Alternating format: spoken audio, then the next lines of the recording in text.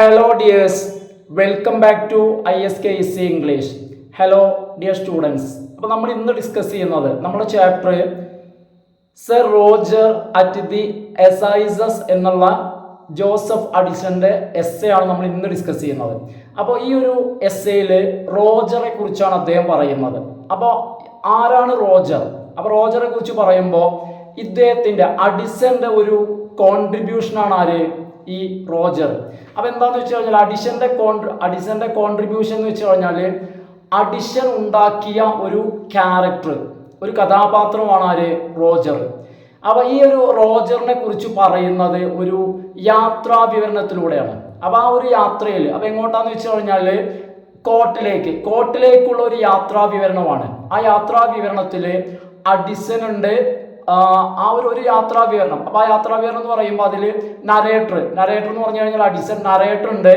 അതുപോലെ തന്നെ പിന്നെ റോജർ ഉണ്ട്. അതുപോലെ തന്നെ വിംബിൾ എന്ന് പറയുന്ന ആളും ഉണ്ട്. റോജറും ഉണ്ട്, അതുപോലെ തന്നെ വിംബിൾ. ദെൻ പിന്നെ പറയുന്നത് അപ്പോൾ എന്താണെന്ന് വെച്ച് കഴിഞ്ഞാൽ ഈ യാത്രയിൽ അപ്പോൾ ഇവർ യാത്രയിൽ കണ്ടുമുട്ടുന്ന ആളുകൾ, സംഭവങ്ങൾ, അവരുമായിട്ടൊക്കെ എങ്ങനെയാണ് റോജർ ഇടപെടുന്നത്. അപ്പോൾ ഇവിടെ റോജറിന്റെ ക്യാരക്ടറിനെ കുറിച്ചാണ് അഡിസൺ പറയുന്നത്. അപ്പോൾ നോക്കൂ, നമുക്ക് നേരെ അപ്പോൾ നമ്മൾ ഇന്ന് ഡിസ്കസ് ചെയ്യുന്നത് എന്താണെന്ന് വെച്ച് കഴിഞ്ഞാൽ ഇതിലൊരു എസ്സേ ആണ് നമ്മൾ ഡിസ്കസ് ചെയ്യുന്നത്. അതായത് ക്രിട്ടിക്കൽ അനാലിസിസ് എന്നുള്ളതാണ് നമ്മൾ ഡിസ്കസ് ചെയ്യുന്നത്. അപ്പോൾ നോക്കൂ, നമുക്ക് നേരെ നമ്മളെ ക്ലാസ്സിലേക്ക് പോവാം. Sir Roger at the assizes. ഈ എസൈസസ് എന്ന പദം അതുകൊണ്ട് ഉദ്ദേശിക്കുന്നത് കോടതി അല്ലെങ്കിൽ വിചാരണ എന്നൊക്കെയാണ് ഈ പദത്തിന്റെ അർത്ഥം. Sir Roger at the assizes is a satirical essay by Joseph Addison. അപ്പൊ ജോസഫ് അഡിസൺ എഴുതിയിട്ടുള്ള ഒരു സറ്ററിക്കൽ എസ്സേ, അതായത് ഒരു ആക്ഷേപഹാസ്യ എസ്സേ ആണിത്. ഇത് കഥയൊന്നുമല്ല, ഒരു എസ്സേ ആണ്. പക്ഷെ വലിയ ബുദ്ധിമുട്ടൊന്നുമില്ല. The tone and approach of the narrative convey the sense of the essay. അപ്പോൾ ഈ ഒരു എസ്സേക്കകത്ത് അദ്ദേഹം ഉപയോഗിച്ചിരിക്കുന്ന ടോണ്, അതുപോലെ തന്നെ അപ്രോച്ച് ഓഫ് ദി നറേറ്റീവ്, ഈ നറേറ്റീവിന്റെ സമീപനം, ഇവ രണ്ടിൽ നിന്നും convey the sense of the essay, ഈ എസ്സേയെ കുറിച്ചുള്ള ഒരു സെൻസ്, ഈ എസ്സേയെ കുറിച്ചുള്ള ഒരു ധാരണ, ഇത് എത്തരത്തിലുള്ള എസ്സേ ആണെന്നുള്ളത് നമ്മൾ പറഞ്ഞു. ഇത് സറ്ററിക്കൽ ആണെന്നുള്ളത്. ഒരു സറ്റയർ എങ്ങനെ നമ്മൾ മനസ്സിലാക്കുക? സറ്റയർ മനസ്സിലാക്കുന്നത് ടോൺ എന്നാണ്. അതന്നെയാണ് ഇവിടെ പറയുന്നത്. Tone and approach of the narrative convey the sense of the essay. The mismatch in content and form is very clear in the portrayal of Sir Roger's character. Sir Roger ഇതിലെ പ്രധാന കഥാപാത്രം ആണ് ആര്? Roger. ആ റോജറിന്റെ character portray ചെയ്യുന്നതിൽ നമുക്ക് കണ്ടന്റിലും അതുപോലെ തന്നെ ഫോമിലും ഒരു മിസ്മാച്ച്, ഒരു ചേർച്ചയില്ലായ്മ നമുക്ക് കാണാം. കാരണം അതിന്റെ കാരണം എന്ന് പറയുന്നത് ഇതൊരു സറ്ററിക്കൽ എസ്സേ ആണ്. അപ്പൊ അതിൻ്റെതാണ് എന്ത്?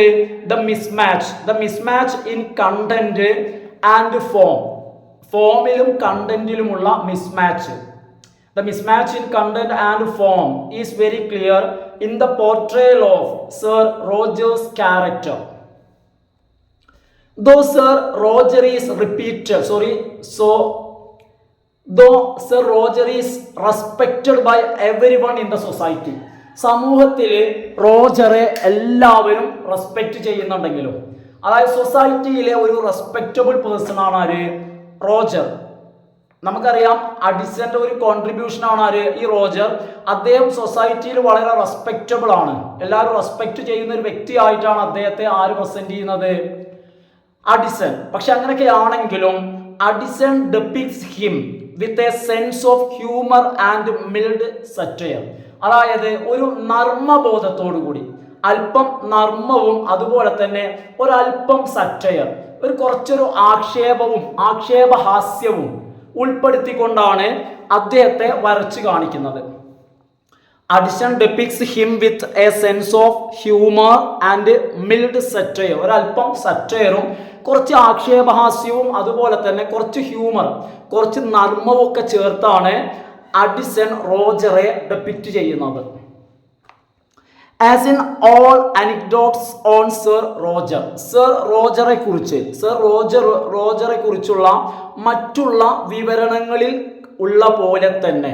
അപ്പൊ എന്താ മനസ്സിലാക്കേണ്ടതെന്ന് വെച്ച് കഴിഞ്ഞാൽ ഈ സർ റോജറെ കുറിച്ച് ഇദ്ദേഹം പല അനിക്ഡോട്ട്, ഇതൊരു സീരീസ് പോലെയാണ്.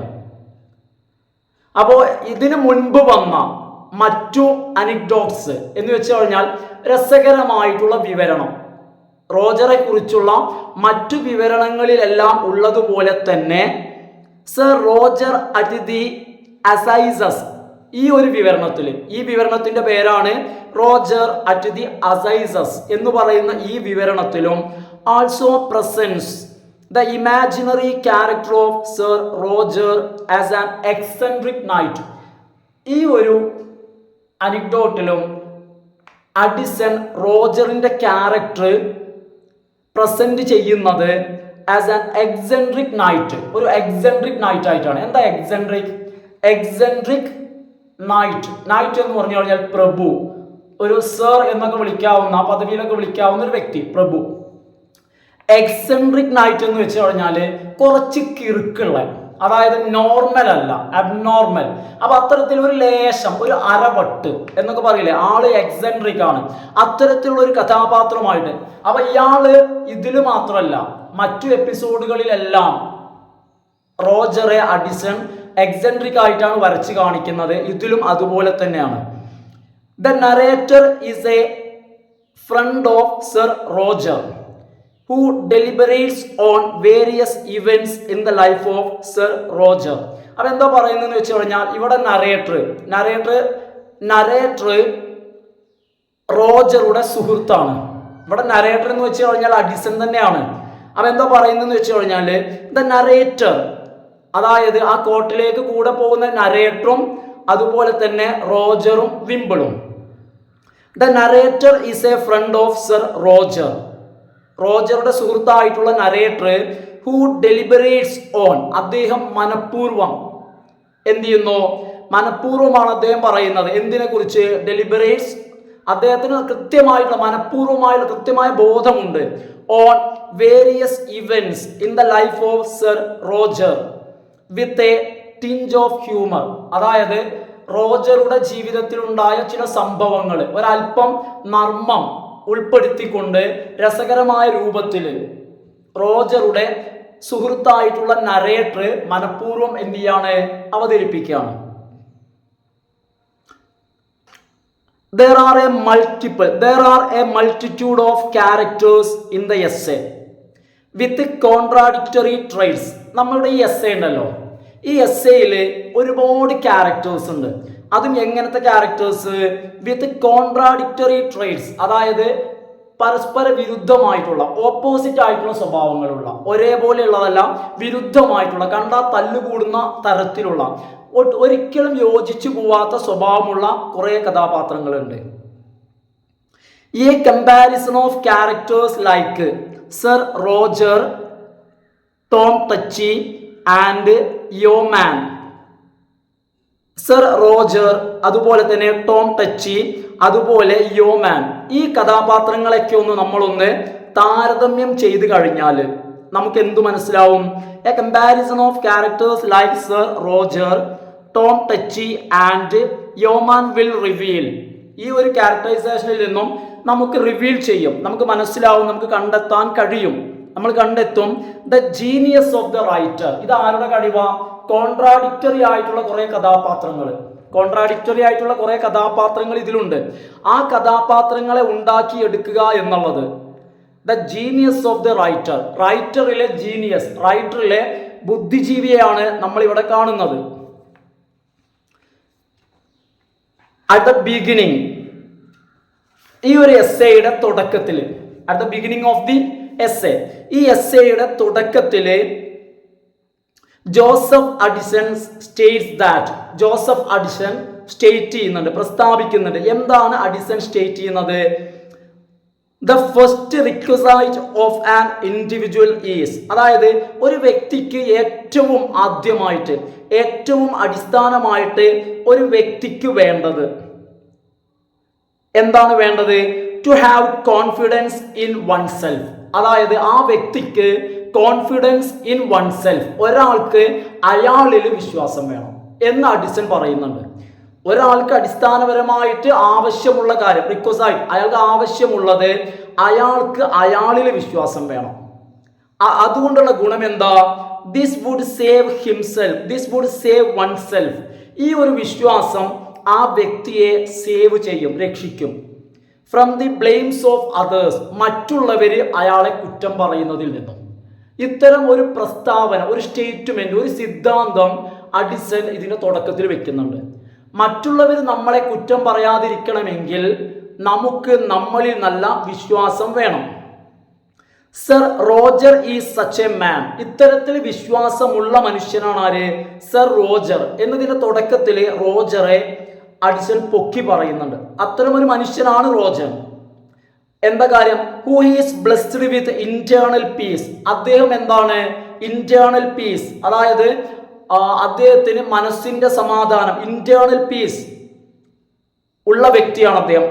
ബ്ലെസ്ഡ് വിത്ത് ഇന്റേണൽ പീസ്, അതായത് ഉള്ളിലെ സമാധാനം കൊണ്ട് അനുഗ്രഹിക്കപ്പെട്ട വ്യക്തിയാണ്. എന്തുകൊണ്ട്? As he is respected by himself. അദ്ദേഹത്തെ റെസ്പെക്ട് ചെയ്യുന്നുണ്ട്. ആൻഡ് അതേഴ്സ്, അതുപോലെ തന്നെ മറ്റുള്ളവരും. He is respected by himself and others. അപ്പൊ അതുകൊണ്ടാണ് അദ്ദേഹത്തിന് ഇന്റേണൽ പീസ് ഉള്ളത്. അതായത് റെസ്പെക്റ്റഡ് ബൈ ഹിംസെൽഫ്, അദ്ദേഹം റെസ്പെക്ട് ചെയ്യുന്നുണ്ട്. ആൻഡ് അതേഴ്സ്, മറ്റുള്ളവരും അദ്ദേഹത്തെ റെസ്പെക്ട് ചെയ്യുന്നുണ്ട്. അപ്പൊ അത്തരത്തിലുള്ള ഒരു വ്യക്തിയാണ് ആര്? Sir Roger. അപ്പൊ ഇതിന്റെ തുടക്കത്തിൽ റോജറെ കുറിച്ച് കുറച്ച് നല്ലത് പറയുന്നുണ്ട്. He receives due respect from. അദ്ദേഹത്തിന് റെസ്പെക്ട് കിട്ടുന്നുണ്ട്.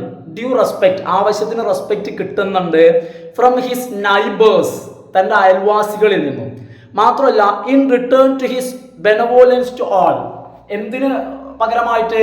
മറ്റുള്ളവരോട് അദ്ദേഹം കാണിക്കുന്ന അദ്ദേഹത്തിന്റെ ഉദാര മനസ്കത, ജനറോസിറ്റി. ബെനവോലൻസ് എന്ന് പറഞ്ഞു കഴിഞ്ഞാൽ ജനറോസിറ്റി, അല്ലെങ്കിൽ മറ്റുള്ളവരെ സഹായിക്കാനുള്ള ഒരു സന്നദ്ധത. അതിന് തക്ക റെസ്പെക്റ്റ് അദ്ദേഹത്തിന്റെ നൈബേഴ്സ് അദ്ദേഹത്തിന് നൽകുന്നുണ്ട്.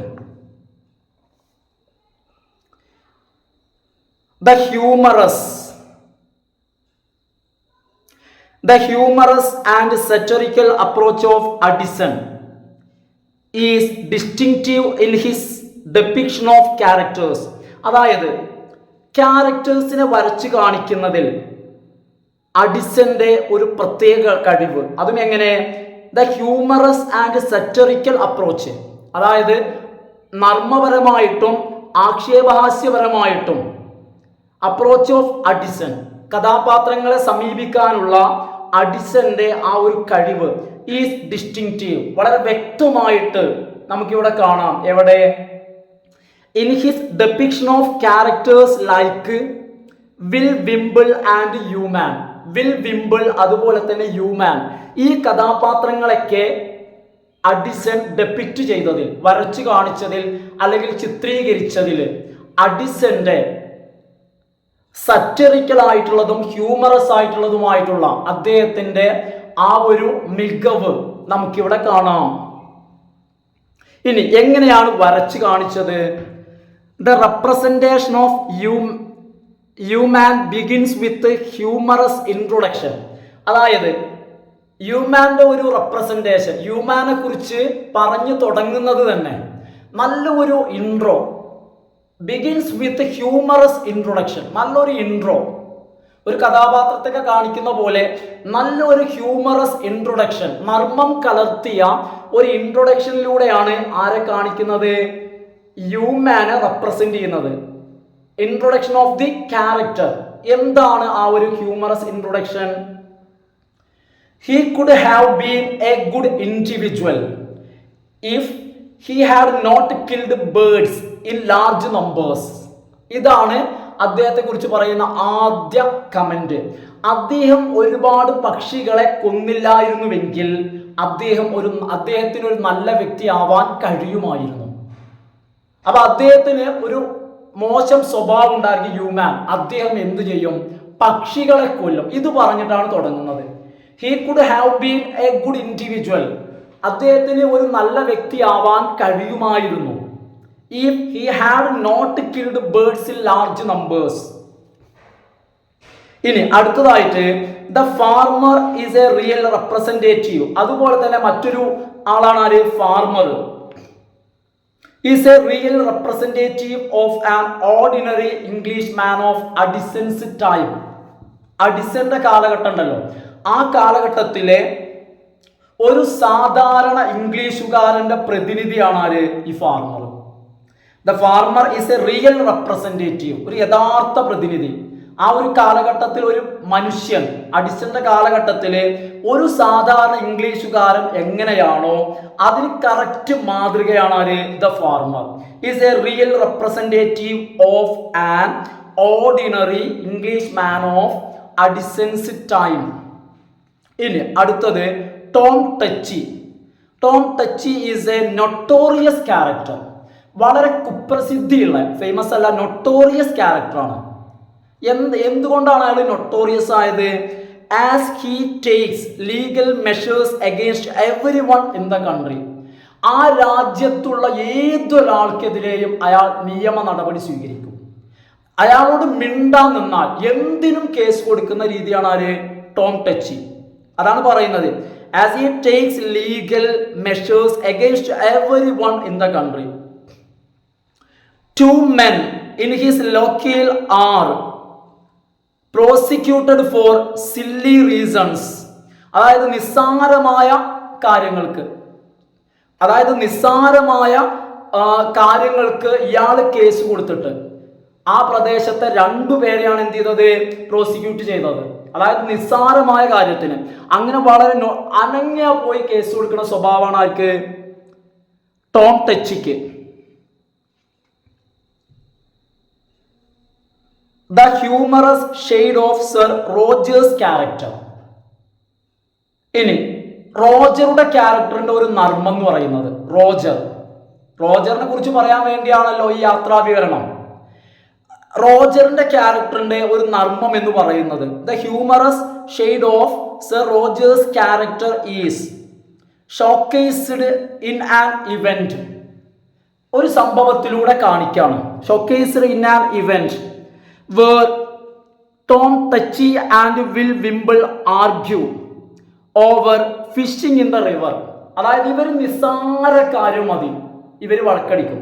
അതായത് റിവറിൽ മീൻ പിടിക്കുന്നത് സംബന്ധിച്ച്, നദിയിൽ മീൻ പിടിക്കുന്നത് സംബന്ധിച്ച് ടോം ടച്ചിയും, കാരണം ഇവരിങ്ങനെ കോർട്ടിലേക്ക് പോവാണ്.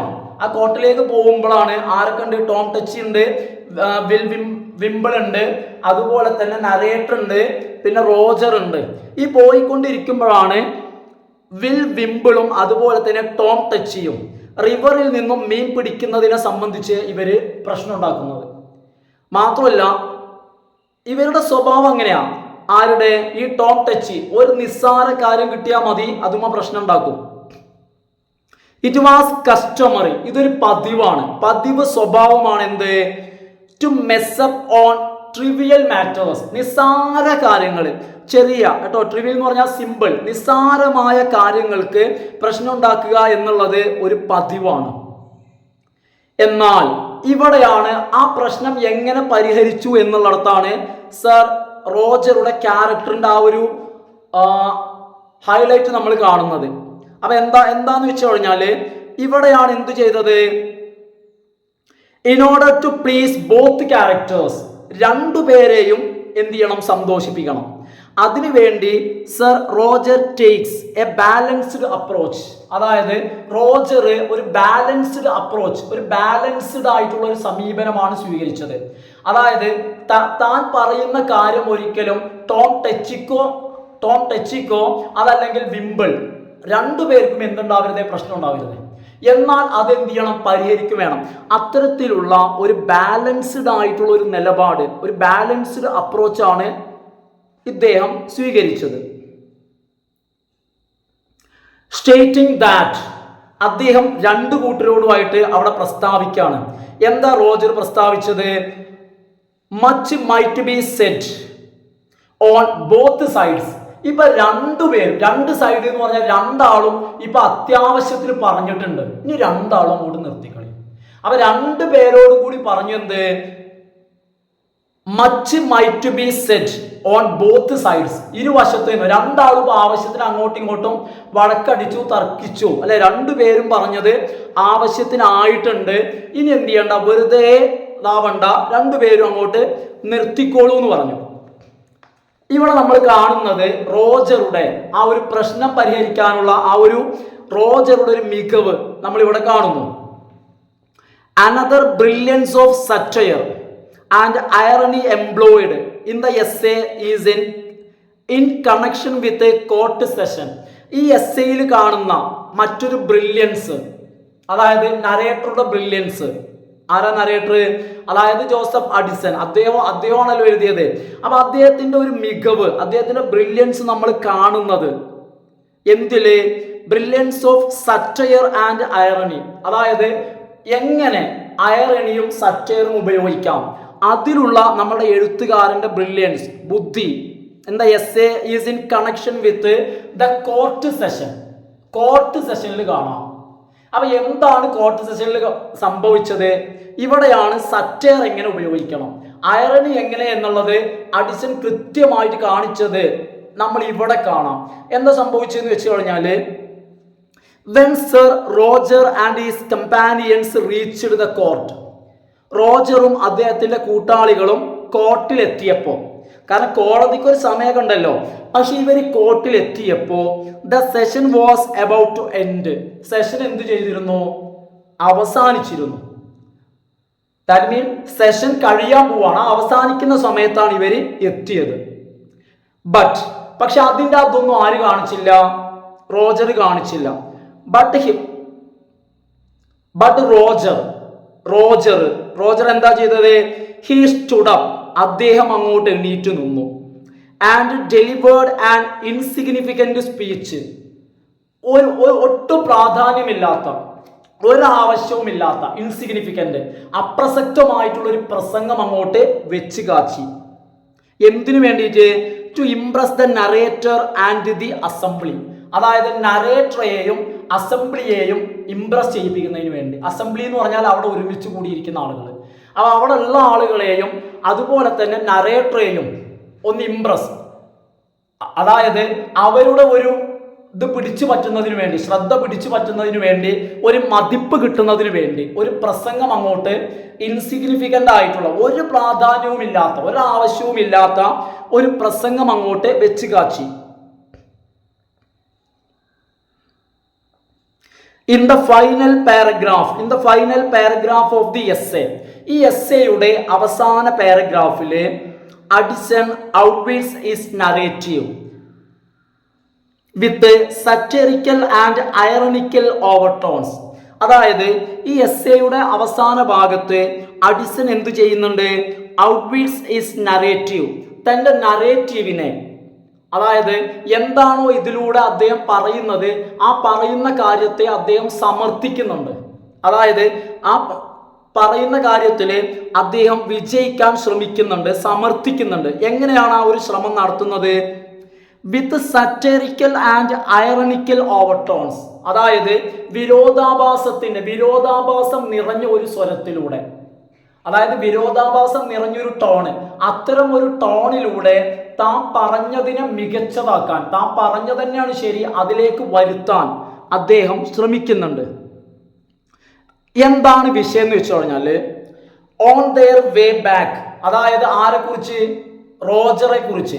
അതായത് റോജറെ കുറിച്ച് സൊസൈറ്റിയിൽ മറ്റുള്ളവർക്കൊക്കെ ഒരു റെസ്പെക്റ്റ് ഇതൊക്കെ ഉണ്ടെങ്കിലും, കാരണം ആ ഒരു റെസ്പെക്റ്റ് ആർക്കില്ല? നരേറ്റർക്കില്ല. കാരണം ആ ഒരു രീതിയിലാണ് നരേറ്റർ എന്ത് ചെയ്യുന്നത്? അദ്ദേഹത്തെ കാണുന്നത്.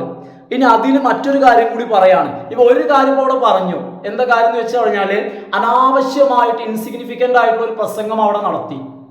കാരണം അത് അത്തരത്തിലുള്ള ഒരു പ്രസംഗമായിട്ടാണ് നരേറ്റർ കാണുന്നത്. ഇനി അടുത്തത് പറയാണ്, on their way back home. അങ്ങനെ ആ ഒരു കോടതിയിൽ നിന്നും, ഇത് കോടതിയിലേക്ക് പോകുമ്പോണ്ടായ കാര്യങ്ങളാണ് പറയുന്നത്. ആ ഒരു യാത്രാ വിവരണത്തിലാണ് റോജറെ കുറിച്ച് പറയുന്നത്, ചില ഇൻസിഡൻസ്. അങ്ങനെ തിരിച്ചു പോരുന്ന സമയത്ത് ഒരു സംഭവം ഉണ്ടായി. As they stop at the in, അവരൊരു സത്രത്തിൽ നിന്നും ഒന്ന് റെസ്റ്റ് ചെയ്യുന്നതിന് വേണ്ടി, അവരുടെ കുതിരയ്ക്കും മറ്റും ഒരു വിശ്രമം വേണമല്ലോ, അവർ റെസ്റ്റ് ചെയ്യുന്നതിന് വേണ്ടി അവരൊരു സത്രത്തിൽ നിന്നു തങ്ങി. When sir Roger come across, അവിടുന്ന് റോജർ കാണാനിടയായി. കം അക്രോസ് എന്ന് പറഞ്ഞാൽ മീറ്റ് ബൈ ചാൻസ്. അവിടെ വെച്ചിട്ട് റോജർ അപ്രതീക്ഷിതമായിട്ട് ഹിസ് ഓൺ പോർട്രേറ്റ്, റോജറുടെ ഒരു ഛായാചിത്രം അല്ലെങ്കിൽ റോജറുടെ ഒരു പ്രതിമയോ അല്ലെങ്കിൽ ഒരു ചിത്രം, അദ്ദേഹത്തിന്റെ ഒരു മുഖത്തിന്റെ ഒരു രൂപം അല്ലെങ്കിൽ ഒരു ചിത്രം അവിടെ കാണുന്നുണ്ടായി. ഇത് കണ്ടു കഴിഞ്ഞപ്പോ റോജർ എന്തു പറഞ്ഞു? His suggestion of altering the portrait, ആ ഛായാചിത്രത്തെ ഒന്ന് മാറ്റണം. കാരണം തന്റെ രൂപമാണല്ലോ, അതിനെ ഒന്ന് ഡിസ്ഫിഗർ ചെയ്യണം അല്ലെങ്കിൽ ഡിസ്ഗൈസ് ചെയ്യണം, അതിനെ ഒന്ന് മാറ്റണമെന്ന് അദ്ദേഹം പറയാണ്. His suggestion of altering the portrait is humorously presented. അപ്പോൾ അതിനെ ഒന്ന് ഡിസ്ഗൈസ് ചെയ്യണം, അതിനെ ഒന്ന് ഡിസ്ഫിഗർ ചെയ്യണം, അതിനെ ഒന്ന് മാറ്റണം എന്നുള്ള അദ്ദേഹത്തിന്റെ സജഷൻ, അദ്ദേഹത്തിന്റെ നിർദ്ദേശത്തെ വളരെ തമാശ രൂപേണയാണ് അഡിസൺ ഇവിടെ പ്രസന്റ് ചെയ്തിട്ടുള്ളത്. ഇനി അതിനുശേഷം അപ്പൊ അതിനെന്ത് ചെയ്തു? ഡിസ്ഫിഗർ ചെയ്തു, അതിനെ മാറ്റം വരുത്തി. കാരണം അതിനൊരു കപ്പട മീശൊക്കെ വെച്ച് കാരണം കുറച്ച് മാറ്റമൊക്കെ വരുത്തി. അങ്ങനെ മാറ്റി കഴിഞ്ഞപ്പോ ഒരു സംശയം റോജർ ചോദിക്കാണ്. എന്താ റോജർ ചോദിക്കുന്നത്? To the query of sir Roger, റോജറുടെ ഒരു അന്വേഷണം. റോജറുടെ ചോദ്യത്തിന് എന്താ ചോദ്യം? വെദർ ദി ആൾട്ടേർഡ് പെയിന്റിംഗ്, അതായത് ആ ഒരു പെയിന്റിങ്, ആ ഒരു ചിത്രം, അത് മാറ്റിക്കഴിഞ്ഞ ചിത്രം, ആൾട്ടേർഡ് പെയിന്റിങ്, ചിത്രത്തെ മാറ്റിയല്ലോ, ആ മാറ്റിക്കഴിഞ്ഞ ചിത്രം റിസംബിൾസ് ഹിം, ഇപ്പോഴും ആ ചിത്രത്തിന് തന്നോട് സാമ്യത ഉണ്ടോ, ഇപ്പോഴും ആ ചിത്രം കണ്ടാൽ താനാണെന്ന് തോന്നുന്നുണ്ടോ എന്നൊരു സംശയം ആര് ചോദിക്കുന്നു? റോജർ ചോദിക്കുന്നു. എന്നാൽ അതിന് മറുപടിയായിട്ട് നരേറ്റർ പറയുന്ന ഒരു മറുപടി ഉണ്ട്. എന്താണ് നരേറ്റർ പറയുന്നത്? അതിന് നരേറ്ററുടെ മറുപടി ഇതാണ്. നരേറ്റർ കമന്റ് ചെയ്യുന്നത് much might B set on both sides. അതായത് നരേറ്റർ പറയുന്നത് ഇതാണ്, അതായത് രണ്ടുപേരും ഇപ്പൊ എന്തായിട്ടുണ്ട്, ആവശ്യത്തിന് ആയി എന്നുള്ളതാണ് ആരും നരേറ്ററും പറയുന്നത്. അപ്പൊ എന്താന്ന് വെച്ച് കഴിഞ്ഞാല് റോജറിന്റെ അതേ ശൈലിയിൽ എന്ത് ചെയ്യുന്നു? മറുപടി പറയുന്നു. Addison uses mimicry, that is mimicry എന്ന് പറഞ്ഞു കഴിഞ്ഞാൽ അനുകരിക്കാം. അതായത് റോജർ എന്താണോ പറയാറ് അത് ഇപ്പോഴും ഇതിന് സാമ്യത ഉണ്ടോ എന്നുള്ളതിന് മറുപടിയായിട്ട് Addison uses mimicry and irony together, അതായത് മിമിക്രിയും ഐറണിയും ചേർത്തിട്ട് in response to the narrator, അത്തരം ഒരു മറുപടി അല്ലെങ്കിൽ നരേറ്ററുടെ റെസ്പോൺസിൽ ആർക്ക് കൊടുക്കുന്ന മറുപടി? റോജർക്ക് നരേറ്റർ കൊടുക്കുന്ന മറുപടിയില് അഡിസൺ മിമിക്രിയും ഐറണിയും ചേർക്കുന്നു. അപ്പൊ ഇത്രയാണ് ഇവിടെ എസ്സേ വരുന്നത്. അപ്പൊ എന്താന്ന് വെച്ച് കഴിഞ്ഞാല് ഇതൊരു സിമ്പിൾ ചാപ്റ്റർ ആണ്, അതായത് ചെറിയൊരു ചാപ്റ്റർ ആണ്. അപ്പൊ ഈ ഒരു എസ്സേ നിങ്ങൾ എന്ത് ചെയ്യുക? നന്നായിട്ട് മനസ്സിലാക്കുക കേട്ടോ. അപ്പൊ ഇതിന് പാരഗ്രാഫ് ക്വസ്റ്റ്യൻ ഒക്കെ വന്നു കഴിഞ്ഞാൽ നിങ്ങൾ എന്ത് ചെയ്യുക? ഈ എസ്സേയുടെ ഉള്ളിൽ നിന്നും എന്ത് ചെയ്യുക? വേണ്ട രീതിയിൽ എന്ത് ചെയ്യുക? ക്രമപ്പെടുത്തിയിട്ട് എഴുതുക കേട്ടോ. അതുപോലെ ഒരു കാര്യം ശ്രദ്ധിക്കുക, ഞാൻ കഴിഞ്ഞ വീഡിയോയിൽ പറഞ്ഞിരുന്നു, ഇതില് 13 ഷോർട്ട് ക്വസ്റ്റ്യൻസ് വരുന്നുണ്ട്. അപ്പൊ ആ ഷോർട്ട് ക്വസ്റ്റ്യൻസ് ഞാൻ പറഞ്ഞിട്ടില്ല. അപ്പൊ ഒരു കാര്യം ചെയ്യുക, ആ ഷോർട്ട് ക്വസ്റ്റ്യൻസ് ഒക്കെ ഒന്ന് വായിച്ചു നോക്കുക കേട്ടോ. 13 ഷോർട്ട് ക്വസ്റ്റ്യനും വരുന്നുണ്ട്, അതിന്റെ ആൻസറും വരുന്നുണ്ട്. കാരണം മിക്കവാറും ഈ ഷോർട്ട് ക്വസ്റ്റ്യൻസിൽ വരുന്ന ചോദ്യങ്ങളുടെ ഉത്തരം ഇതിലുണ്ടാവണമെന്നില്ല. അതായത് ഇപ്പോൾ എക്സാമ്പിൾ പറയുകയാണെങ്കിൽ ഒരു ചോദ്യമാണ് 1 മാർക്കിന്, who is considered the father of the periodical essays, periodical എസ്സേസിന്റെ ഫാദർ ആരാ? ആൻസർ റിച്ചാർഡ് സ്റ്റീൽ എന്നുള്ളതാണ് ആൻസർ, റിച്ചാർഡ് സ്റ്റീൽ. പക്ഷെ ആ ഒരു പേര് നമ്മൾ ഈ പറയുന്ന ഭാഗത്ത് അത് വരുന്നില്ല. അപ്പൊ അതുകൊണ്ടാണ് പറഞ്ഞത് ഈ 13 ക്വസ്റ്റ്യൻസ് ഒക്കെ ഒന്ന് എന്ത് ചെയ്യുക? ഒന്ന് വായിച്ചു നോക്കുക കേട്ടോ. അടുത്തതായിട്ട് നമ്മൾ ഡിസ്കസ് ചെയ്യുന്നത് ബെർണാഡ് ഷേയുടെ ആംസ് ആൻഡ് ദ മാൻ എന്നുള്ള നാടകമാണ് നമ്മൾ ഡിസ്കസ് ചെയ്യുന്നത്.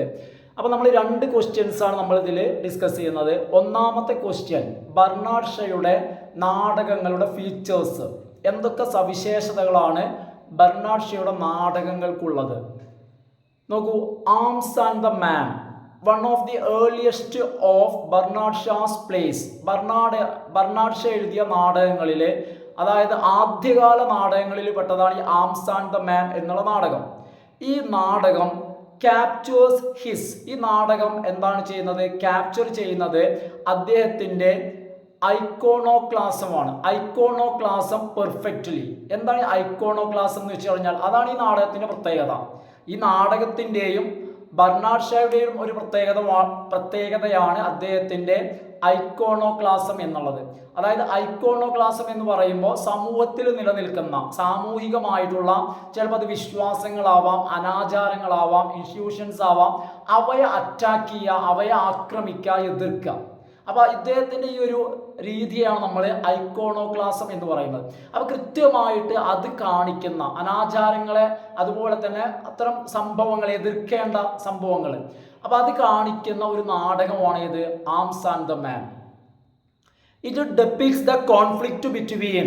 ഈ നാടകം ശരിക്കും വരച്ചു കാണിക്കുന്നു the conflict between romantic notions about life. അതായത് ജീവിതവുമായി ബന്ധപ്പെട്ട റൊമാൻറ്റിക് നോഷൻസ്, കാൽപ്പനികമായിട്ടുള്ള ആശയങ്ങളും, അതുപോലെ തന്നെ and a realistic understanding of love and war. അതായത് യുദ്ധം, അതുപോലെ തന്നെ സ്നേഹം, ഇതുമായി ബന്ധപ്പെട്ട ഒരു റിയലിസ്റ്റിക് അണ്ടർസ്റ്റാൻഡിങ്ങും. അതായത് റിയലിസ്റ്റിക്കും അതുപോലെ തന്നെ റൊമാൻറ്റിക്കും തമ്മിലുള്ള ഒരു കോൺഫ്ലിക്റ്റ്, ഒരു സംഘർഷം നമുക്ക് ഇതിൽ കാണാൻ കഴിയും. അപ്പോൾ ഇത് ഡെപിക്ട്സ് conflict between romantic notions about life and a realistic understanding of love and war. അതായത് ജീവിതത്തെയും യുദ്ധത്തെയും റിയലിസ്റ്റിക് ആയിട്ട് കാണുന്നതും, അതുപോലെ തന്നെ ലൈഫിനോടും യുദ്ധത്തോടൊക്കെയുള്ള ഒരു റൊമാൻറ്റിക് വ്യൂ, ഒരു റൊമാൻറ്റിക് നോഷൻ. അപ്പോൾ ഇത് രണ്ടും തമ്മിലുള്ള ഒരു ഡിഫറൻസ്, ആ ഒരു കോൺഫ്ലിക്റ്റ് ആണ് ഈ നാടകം വരച്ചു കാണിക്കുന്നത്. George Bernard Shaw began writing in the late Victorian age. Victorian ഏജിൻ്റെ അവസാന ഭാഗത്താണ് ബെർണാഡ് ഷാ എഴുത്തു തുടങ്ങുന്നത്. And the content and form of his drama heralded the arrival of literary modernism. അദ്ദേഹത്തിൻ്റെ കണ്ടന്റും അദ്ദേഹത്തിൻ്റെ ഫോമും, അദ്ദേഹത്തിൻ്റെ എഴുത്ത് ശൈലി, അദ്ദേഹത്തിൻ്റെ ഫോം മോഡേണിസത്തിൻ്റെ, ലിറ്ററേച്ചറിൽ ലിറ്റററി മോഡേണിസത്തിൻ്റെ വരവിനെ സൂചിപ്പിക്കുന്നു. His place focused on. അദ്ദേഹത്തിൻ്റെ നാടകങ്ങൾ ഫോക്കസ് ചെയ്യുന്നത് the dominant issues of the age. ആ കാലഘട്ടത്തിലെ പ്രധാന പ്രശ്നങ്ങൾ, ആ പ്രശ്നങ്ങളാണ് അദ്ദേഹത്തിൻ്റെ നാടകങ്ങൾ ഫോക്കസ് ചെയ്യുന്നത്. Developing and establishing a point of view through the contrast of conflicting ideas. സംഘർഷഭരിതമായിട്ടുള്ള അല്ലെങ്കിൽ കോൺഫ്ലിക്റ്റിംഗ് ആയിട്ടുള്ള ഐഡിയാസിലൂടെ, അപ്പം എന്താ പറയുന്നത്? Developing and establishing a point of view through the contrast of conflicting ideas. Conflicting ഐഡിയാസിൻ്റെ ആ ഒരു വൈരുദ്ധ്യത്തിലൂടെ ഒരു കാഴ്ചപ്പാട് സ്ഥാപിച്ചെടുക്കുക എന്നുള്ളതാണ് അദ്ദേഹത്തിൻ്റെ നാടകങ്ങൾ ചെയ്യുന്നത്. ഹ്യൂമർ, വിറ്റ്, ഇമാജിനേഷൻ, അതുപോലെ തന്നെ സ്പാർക്ലിംഗ് ഡയലോഗ്സ്, സ്പാർക്ക് ചെയ്യുന്ന ഡയലോഗുകൾ, ഇതിലൂടെയൊക്കെ അദ്ദേഹം കെപ്റ്റ് ദ ഓഡിയൻസ് എൻഗേജ്ഡ്. ഓഡിയൻസിനെ എൻഗേജ്ഡ് ആക്കി, ഓഡിയൻസിനെ തൻ്റെ നാടകം കാണാനും കേൾക്കാനും പിടിച്ചിരുത്തി. With the various ideas that are discussed in the plays. നാടകങ്ങളിൽ ഡിസ്കസ് ചെയ്യുന്ന വ്യത്യസ്തമായിട്ടുള്ള ഐഡിയാസ്, ആ ഐഡിയാസുമായിട്ട് ഹ്യൂമറിലൂടെയും വിറ്റിലൂടെയും അതുപോലെ തന്നെ ഇമാജിനേഷനിലൂടെയും സ്പാർക്ലിംഗ് ഡയലോഗ്സിലൊക്കെ ഓഡിയൻസിനെ തൻ്റെ ആശയങ്ങളിൽ എൻഗേജ്ഡ് ആക്കി. കാരണം അല്ലെങ്കിൽ ഓഡിയൻസ് നീറ്റ് പോകില്ലേ. അപ്പം എന്താണെന്ന് വെച്ച് കഴിഞ്ഞാൽ ഓഡിയൻസിന് എന്ത് ചെയ്ത് ആ നാടകത്തിൽ നിന്നും ശ്രദ്ധ പോവാതെ ഹ്യൂമർ കൊണ്ടും ഡയലോഗ്സ് കൊണ്ടും, ചില സിനിമകളിൽ പറയില്ലേ, ആ രീതിയിൽ എന്ത് ചെയ്തു, വിറ്റ് കൊണ്ടെല്ലാം അദ്ദേഹം ഓഡിയൻസിനെ പിടിച്ചു നിർത്തി. He hoped to persuade the audience to adopt his personal opinions on public matters. പൊതു കാര്യങ്ങളിൽ തൻ്റെ പേഴ്സണലായിട്ടുള്ള അഭിപ്രായങ്ങൾ സ്വീകരിക്കുന്നതിന് ഓഡിയൻസിനെ പ്രേരിപ്പിക്കാം എന്ന് അദ്ദേഹം പ്രതീക്ഷിച്ചു നാടകങ്ങളിലൂടെ. പെർസ്വേഡ് ദ ഓഡിയൻസ്, ഓഡിയൻസിനെ പ്രേരിപ്പിക്കാം. To adopt his personal opinions on public matters. പൊതുകാര്യങ്ങളിൽ തൻ്റെ അഭിപ്രായത്തിലേക്ക് ഓഡിയൻസിനെ പ്രേരിപ്പിച്ച് കൊണ്ടുവരാം എന്ന് അദ്ദേഹം പ്രതീക്ഷിച്ചു. His views on many his views on many social problems of the age. ആ കാലഘട്ടത്തിലെ പല സാമൂഹിക പ്രശ്നങ്ങളെ കുറിച്ചുമുള്ള അദ്ദേഹത്തിൻ്റെ കാഴ്ചപ്പാടുകൾ, അദ്ദേഹത്തിൻ്റെ വ്യൂസ് റവല്യൂഷണറി, വിപ്ലവാത്മകരമായിട്ടുള്ള ഒരു കാഴ്ചപ്പാട്, വിപ്ലവകരമായ ഒരു കാഴ്ചപ്പാടാണ് പല സാമൂഹിക പ്രശ്നങ്ങളോടും ബർണാഡ് ഷാ വെച്ചു പുലർത്തിയത്. ദ ഷേവിയൻ പ്ലേസ്, ഈ ഷേവിയൻ പ്ലേസ് എന്നുള്ളതുകൊണ്ട് ഉദ്ദേശിക്കുന്നത് ബർണാഡ് ഷയുടെ നാടകങ്ങൾ കേട്ടോ. ഷേവിയൻ പ്ലേസ് വേർ, ബർണാഡ് ഷയുടെ നാടകങ്ങൾ മെന്റ് പ്രൈമറിലി ഫോർ റീഡിങ്, പ്രധാനമായിട്ടും വായിക്കാനുള്ള നാടകങ്ങളാണത്. റാദർ ദാൻ ഫോർ സ്റ്റേജിങ്, എന്തിനേക്കാൾ സ്റ്റേജ് ചെയ്യുക എന്നുള്ളതിനേക്കാൾ ഉപരി വായിക്കാൻ വേണ്ടിയുള്ള നാടകങ്ങളായിരുന്നു അദ്ദേഹത്തിൻ്റെത്. Bernard Shaw wrote detailed prefaces, Bernard Shaw തൻ്റെ നാടകങ്ങൾക്ക് വലിയ ആമുഖങ്ങൾ എഴുതി. To introduce the plays to the reading public, വായിക്കുന്ന പൊതുജനത്തിന് തൻ്റെ നാടകങ്ങളെ പരിചയപ്പെടുത്തി കൊടുക്കുന്നതിന് വേണ്ടി വലിയ പ്രിഫൈസുകൾ, വലിയ ആമുഖങ്ങൾ ബർണാഡ് ഷാ എഴുതിയിരുന്നു. അപ്പോൾ അതുകൊണ്ടാണ് പറയുന്നത് അദ്ദേഹത്തിൻ്റെ നാടകങ്ങൾ സ്റ്റേജ് ചെയ്യുന്നതിനേക്കാൾ കൂടുതൽ റീഡ് ചെയ്യുക എന്ന പർപ്പസിന് വേണ്ടിയുള്ളതായിരുന്നു. To give his readers a good idea of the settings of the play, നാടകത്തിൻ്റെ പശ്ചാത്തലത്തെക്കുറിച്ച് റീഡേഴ്സിന് ഒരു നല്ല ഐഡിയ നൽകുന്നതിന് വേണ്ടി he wrote elaborate stage directions, വളരെ വിശദമായ ഇലാബറേറ്റ് ആയിട്ടുള്ള സ്റ്റേജ് ഡയറക്ഷൻസ് അദ്ദേഹം എഴുതി, സ്റ്റേജുമായി ബന്ധപ്പെട്ട കാര്യങ്ങൾ.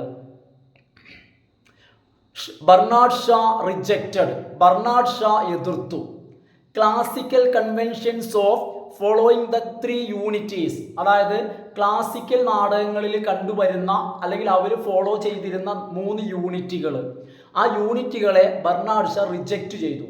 ഏതൊക്കെയാണ് ആ 3 യൂണിറ്റുകൾ? യൂണിറ്റീസ് ഓഫ് ടൈം, അതായത് ഒരു നാടകത്തിൽ നടക്കുന്ന കാര്യങ്ങൾ 24 മണിക്കൂറിൻ്റെ ഉള്ളിൽ വരണം. അതുപോലെ തന്നെ ആക്ഷൻസ്, ഒരു ദിവസത്തിൻ്റെ പരിധിക്കുള്ളിൽ സംഭവിക്കാവുന്ന കാര്യങ്ങളെ നടക്കാവൂ. അതുപോലെ തന്നെ ആൻഡ് പ്ലേസസ്, ഇതാണ് പ്ലേസസ് എന്ന് പറയുമ്പോൾ, അതായത് ഒരു ദിവസത്തിനുള്ളിൽ 24 മണിക്കൂറിനുള്ളിൽ വരുന്നതാകുമ്പോൾ ആ ഒരു ടൈം ലിമിറ്റിനുള്ളിൽ പോവാകുന്ന പ്ലേസ്. ഇതാണ് 3 unities: unity of time, unity of action, unity of place. ഇവയെ 3നെയും അദ്ദേഹം റിജക്റ്റ് ചെയ്തു. ഹി കൺസിഡേർഡ് ദീസ്, അദ്ദേഹം ഇവയെക്കുറിച്ച്, ഈ 3 യൂണിറ്റീസിനെ കുറിച്ച് അദ്ദേഹം കരുതുന്നത് ടു ബി ആർട്ടിഫിഷ്യൽ റെസ്ട്രിക്ഷൻസ്. ഇവ എന്താണ്? ഒരു കലാകാരൻ്റെ കലാപരമായിട്ടുള്ള കഴിവുകൾക്കുള്ള ഒരു റെസ്ട്രിക്ഷൻ, ഇതിനെ ഒരു നിയന്ത്രണമായിട്ടാണ്, ഒരു കൺട്രോൾ ആയിട്ടാണ് അദ്ദേഹം ഇവയെ കണ്ടത്.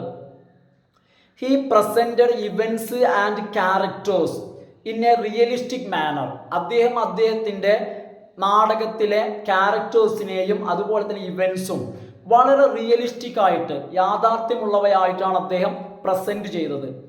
His characters discuss and argue out various phases of tension between them, അദ്ദേഹത്തിൻ്റെ കഥാപാത്രങ്ങൾ അവർക്കിടയിലെ ടെൻഷൻ്റെ വ്യത്യസ്തമായ മുഖങ്ങളെക്കുറിച്ച് ചർച്ച ചെയ്യുകയും തർക്കിക്കുകയും ചെയ്തു. There is a flow of ideas and amusing wit. അദ്ദേഹത്തിൻ്റെ നാടകങ്ങളിൽ ഐഡിയാസിൻ്റെ, ആശയത്തിൻ്റെയും അതുപോലെ തന്നെ അമ്യൂസിങ് വിറ്റ്, രസിപ്പിക്കുന്ന നർമ്മത്തിൻ്റെയും ഒരു ഫ്ലോ, ഒരു ഒഴുക്ക് തന്നെ ഉണ്ടാവും. എന്ന് വെച്ച് കഴിഞ്ഞാൽ നിരവധി നർമ്മങ്ങളും ഐഡിയാസും അദ്ദേഹത്തിൻ്റെ നാടകങ്ങളിൽ ഉണ്ടായിരിക്കും. Which keep his audience engrossed in the play, ആ നാടകത്തിലെ ഐഡിയാസും നർമ്മങ്ങളും ഓഡിയൻസിനെ നാടകത്തിലേക്ക്, ഓഡിയൻസിൻ്റെ ശ്രദ്ധയെ പിടിച്ചിരുത്തും. കാരണം അതിനു വേണ്ടിയിട്ടാണ് അദ്ദേഹം ഈ ഐഡിയാസും അമ്യൂസിങ് വിറ്റും ഉപയോഗിക്കുന്നത്. കാരണം അതിലൂടെ കീപ്പ് ഹിസ് ഓഡിയൻസിന് എന്ത് ചെയ്യാൻ പറ്റും? എൻഗ്രോസ്ഡ് ഇൻ ദ പ്ലേ, പ്ലേയിൽ മുഴുകുക, അവരുടെ ശ്രദ്ധ നാടകത്തിൽ തന്നെ വ്യാപിപ്പിക്കുന്നതിന് അല്ലെങ്കിൽ മുഴുകിപ്പിക്കുന്നതിന് സാധിക്കുന്നു. Bernard Shaw used the phrase arms and the man. Arms and the man എന്നുള്ള ഫ്രേസ് ഉണ്ടല്ലോ, ആ പേര്, അത് ബർണാഡ് ഷാ ഉപയോഗിച്ചത് to critic war and romantic myths. War, യുദ്ധങ്ങളെയും അതുപോലെ തന്നെ റൊമാൻറ്റിക് മിത്തുകളെയും വിമർശിക്കുന്നതിന് വേണ്ടിയാണ്. അതായത് മിക്കവാറും മിത്തുകളിൽ ഇപ്പം നമുക്കറിയാവുന്ന കാര്യമാണ് ഒമറിൻ്റെ ഇലിയഡ്. അപ്പോൾ ഇത്തരം മിത്തുകളിലൊക്കെ ഒരുപാട് യുദ്ധങ്ങളും അതുപോലെ തന്നെ രക്തച്ചൊരിച്ചിലുകളൊക്കെ ഉണ്ടായിരിക്കും. അപ്പം അത്തരത്തിൽ വാറിനെയും റൊമാൻറ്റിക് മിത്തുകളെയും വിമർശിക്കുന്നതിന് വേണ്ടിയാണ് ഈ ഫ്രേസ് അദ്ദേഹം ഉപയോഗിച്ചത്. The characters in the play represent various perspectives. ഈ നാടകത്തിലെ കഥാപാത്രങ്ങളെ വ്യത്യസ്തമായിട്ടുള്ള കാഴ്ചപ്പാടുകളെ കാണിക്കുന്നു. ഓൺ മാരേജ്, യുദ്ധവുമായി ബന്ധപ്പെട്ട്, ഓൺ മാരേജ്, വിവാഹവുമായി ബന്ധപ്പെട്ട്, വാർഫെയർ, യുദ്ധവുമായി ബന്ധപ്പെട്ട്, സോഷ്യൽ ക്ലാസ്, സമൂഹത്തിലെ പല വിഭാഗങ്ങൾ, അതായത് പണക്കാർ, പാവപ്പെട്ടവർ, ഇത്തരത്തിലുള്ള സോഷ്യൽ ഡിവിഷൻസ്, ആൻഡ് ഹീറോയിസം, ഇത്തരത്തിൽ വ്യത്യസ്തമായ കാര്യങ്ങളെക്കുറിച്ചുള്ള പേഴ്സ്പെക്റ്റീവ്സ് കാണിക്കുന്നു. Their discussions and interactions make visible. ക്യാരക്ടേഴ്സിൻ്റെ ചർച്ചകളും അവരുടെ സംസാരത്തിലൂടെയും വെളിവാകുന്നു, വ്യക്തമാകുന്നു. Different conflicts within the dramatic narrative. ഈ ഡ്രമാറ്റീവ് നരേറ്റീവിനകത്ത് വരുന്ന, ഈ നാടകത്തിനകത്ത് വരുന്ന, കഥയിലകത്ത് വരുന്ന വ്യത്യസ്തമായിട്ടുള്ള കോൺഫ്ലിക്റ്റുകൾ, സംഘർഷങ്ങൾ കഥാപാത്രങ്ങളുടെ ചർച്ചയിലൂടെയും സംസാരത്തിലൂടെയും പുറത്തേക്ക് വരുന്നു. ഇനി ഫ്രണ്ട്സ്, ഇനി നമ്മൾ ഡിസ്കസ് ചെയ്യുന്നത് ഇതിലെ രണ്ടാമത്തെ ക്വസ്റ്റ്യനാണ്. അതായത് പ്രധാനപ്പെട്ട ഒരു ക്വസ്റ്റ്യൻ തന്നെയാണ്. What are the major themes discussed in the play? ഈ പ്ലേയിൽ ഡിസ്കസ് ചെയ്യുന്ന പ്രധാനപ്പെട്ട തീമുകൾ എന്തൊക്കെയാണ്? അപ്പോൾ നോക്കൂ, themes and literary devices. The play arms and the man is set in the background of. ഈ നാടകം സെറ്റ് ചെയ്തിരിക്കുന്നത് in the background of the Serbo Bulgarian war. Serbia Bulgarian യുദ്ധത്തിൻ്റെ പശ്ചാത്തലത്തിലാണ് ആംസ് ആൻഡ് ദ മാൻ എന്ന നാടകം സെറ്റ് ചെയ്തിരിക്കുന്നത്. It uses accurate historical context. ഈ ഒരു നാടകത്തിൽ കൃത്യമായിട്ടുള്ള ചരിത്ര സംഭവങ്ങൾ വരുന്നുണ്ട്. ബാറ്റിൽ നെയിംസ്, യുദ്ധത്തിൻ്റെ പേരുകൾ വരുന്നുണ്ട്. ലൊക്കേഷൻസ്, അതുപോലെ തന്നെ സ്ഥലങ്ങൾ. എന്തിനു വേണ്ടിയിട്ടാണ്? To arrive at Bernard Shaw's primary focus. അതായത് ബെർണാഡ് ഷയുടെ പ്രാഥമികമായിട്ടുള്ള ലക്ഷ്യം ഉണ്ടായിരിക്കും. അദ്ദേഹത്തിൻ്റെ ഉദ്ദേശം എന്താണോ ആ ഒരു ലക്ഷ്യത്തിലേക്ക് എത്തുന്നതിന് വേണ്ടിയാണ് ഇത്തരത്തിലുള്ള കാര്യങ്ങൾ ബെർണാഡ് ഷാ ഉപയോഗിച്ചത്. The play does not contain a central action. ഈ നാടകത്തിൽ ഒരു കേന്ദ്രമായിട്ടുള്ള ഒരു സെൻട്രൽ ആക്ഷൻ നമുക്ക് കാണാൻ കഴിയുന്നില്ല. But rather focuses on different actions across 3 acts. എന്നാൽ 3 ആക്റ്റുകളിലായിട്ട് നമുക്ക് വ്യത്യസ്തമായിട്ടുള്ള ആക്ഷൻസ് നമുക്ക് കാണാൻ കഴിയും. ഈ 3 ആക്റ്റുകൾ, അതായത് ഓരോ ആക്റ്റുകൾ ഫോക്കസ് ചെയ്യുന്നത് ഓരോ ആക്ഷനാണ്. അപ്പോൾ മൊത്തത്തിൽ പറയുമ്പോൾ 3 ആക്റ്റിലുമായിട്ട് 3 ആക്ഷൻസ് വരുന്നുണ്ട്. The themes projected in Arms and the Man are. ഇനി ആംസ് ആൻഡ് ദ മാൻ എന്ന് പറയുന്ന നാടകത്തിലെ തീംസ് ഏതൊക്കെയാണ്? 1, ഡിസിലൂഷൻമെന്റ് വിത്ത് വാർ. യുദ്ധത്തിലുള്ള ഒരു വിയോജിപ്പ് അല്ലെങ്കിൽ താല്പര്യമില്ലായ്മ യുദ്ധത്തോടുള്ള. എല്ലാവർക്കും യുദ്ധത്തിൽ ഭയങ്കര കമ്പുണ്ടാവണമെന്നില്ല. War is an important theme in the play. ഈ നാടകത്തിലെ പ്രധാനപ്പെട്ട തീം യുദ്ധമാണ്. Characters show different attitude to. ഇതിലെ കഥാപാത്രങ്ങളെല്ലാം യുദ്ധത്തോട് താല്പര്യമുള്ളവരല്ല. ക്യാരക്ടേഴ്സ് പല കാഴ്ചപ്പാട് കാണിക്കുന്നുണ്ട്.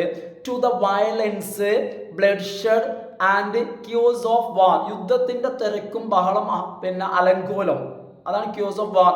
അതിനോടും രക്തച്ചൊരിച്ചിൽ, ബ്ലഡ് ഷെഡ്, അതുപോലെ തന്നെ വയലൻസ്, ഇതിനോട് പല കഥാപാത്രങ്ങളും ഡിഫറെൻ്റ് ആറ്റിറ്റ്യൂഡാണ് കാണിക്കുന്നത്. രണ്ടാമത്തേത് differing views on romantic love. Romantic ലവുമായി ബന്ധപ്പെട്ട വ്യത്യസ്ത കാഴ്ചപ്പാടുകൾ. അപ്പാർട്ട് ഫ്രം വാർ, യുദ്ധത്തെ കൂടാതെ romantic love is constantly mentioned in the play.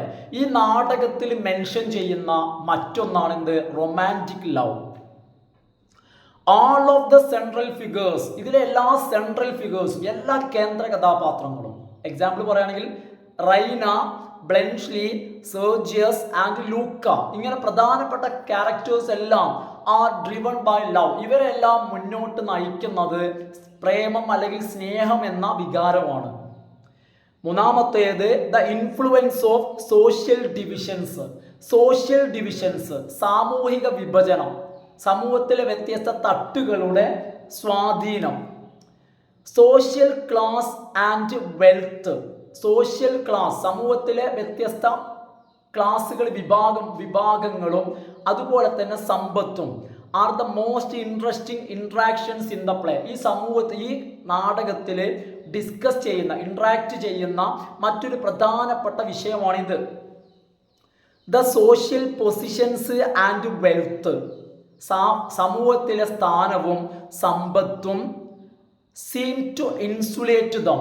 എന്ത് ചെയ്യുന്നു? അതുള്ളവര്, ആർക്കാണ് അതുള്ളത്, അവർക്ക് അതൊരു ഇൻസുലേറ്റ് ആണ്, അതൊരു പ്രൊട്ടക്ഷൻ ആണ്. നമ്മൾ ഇൻസുലേഷൻ എന്നൊക്കെ പറയില്ലേ, പ്രൊട്ടക്ഷൻ ആണ് from some of the harsher realities of the war.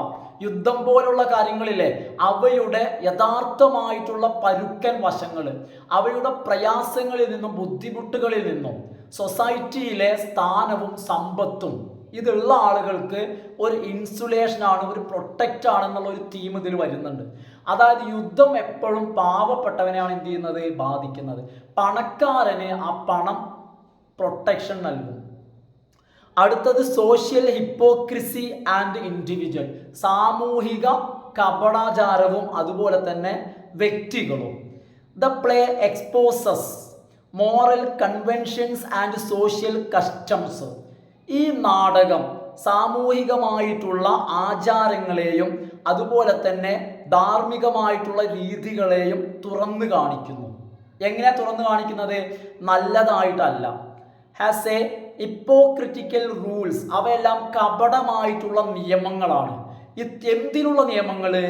That force individual to act. ഇത്തരം കപടമായിട്ടുള്ള നിയമങ്ങളാണ് ഓരോ കാര്യങ്ങൾ ചെയ്യുവാൻ ആളുകളെ പ്രേരിപ്പിക്കുന്നത്. ഇത് നോക്കൂ, ചോക്ലേറ്റ് ക്രീംസ്. ഇവിടെ ചോക്ലേറ്റ് ക്രീംസ്, അതായത് ആ സോൾജറെയാണ് എന്ത് വിളിക്കുന്നത്? Chocolate cream soldier. അതുപോലെ തന്നെ നോവൽസ്, ഇതില് പിന്നെ റെയ്ന വായിക്കുന്ന നോവലുകൾ, അതുപോലെ തന്നെ പോർട്രേറ്റ്, അവളുടെ റൂമിലുള്ള ചിത്രങ്ങൾ are some of the symbols used in the play. ഈ പ്ലേയിൽ ഉപയോഗിച്ച പ്രധാനപ്പെട്ട ചില സിംബലുകളാണ്. അപ്പോൾ ഓക്കെ, അപ്പോൾ എന്ത് ചെയ്യാണ്, ആംസ് ആൻഡ് ദ മാൻ എന്നുള്ളത് ഇവിടെ അവസാനിപ്പിക്കുകയാണ്. അപ്പോൾ നിങ്ങൾ മനസ്സിലാക്കുക, നമ്മൾ ആദ്യം ഡിസ്കസ് ചെയ്തത് അപ്പോൾ എന്താണെന്ന് വെച്ച് കഴിഞ്ഞാൽ ബർണാഡ് ഷേയുടെ നാടകം എഴുതുന്ന രീതി, അദ്ദേഹത്തിൻ്റെ നാടകത്തിൻ്റെ സവിശേഷതകളാണ് പറഞ്ഞത് കേട്ടോ. ഒരു പ്രധാനപ്പെട്ട ഒരു ക്വസ്റ്റ്യൻ ആണത്. അതുപോലെ തന്നെ ഈ നാടകത്തിൽ വരുന്ന തീംസ് മറ്റൊരു പ്രധാനപ്പെട്ട ക്വസ്റ്റ്യൻ ആണ്. അപ്പോൾ ഓക്കെ ഫ്രണ്ട്സ്, നമ്മുടെ ക്ലാസ് ഇവിടെ വൈൻഡപ്പ് ചെയ്യാണ്. സാധാരണ പറയുന്ന പോലെ തന്നെ എല്ലാവരും ഒന്ന് ലൈക്ക് ചെയ്തിട്ട് വീഡിയോ കാണുക, നന്നായിട്ട് പഠിക്കുക, അതുപോലെ തന്നെ ഫ്രണ്ട്സിനൊക്കെ ഒന്ന് ഷെയർ ചെയ്യാം. Okay friends, thanks for watching.